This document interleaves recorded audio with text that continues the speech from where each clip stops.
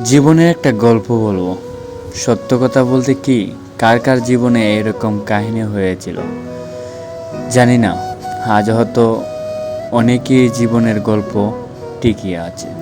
সত্য কথা বলতে কি, এগুলো দেখলে খুব মিছে হয়, কিন্তু দেখতে দেখতে হয়তো অনেকগুলো বছর হয়ে গেছে। আর ছোট্টবেলায় কতই না কত কিছু করেছি।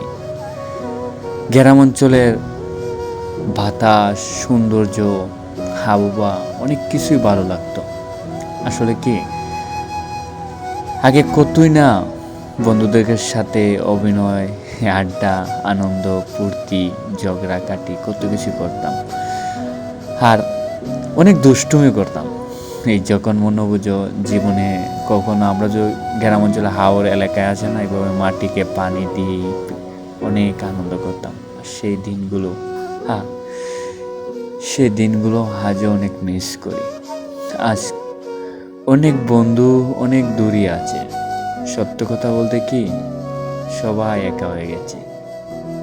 বয়সের সাথে সাথে সবাই বিজি হয়ে গেছে।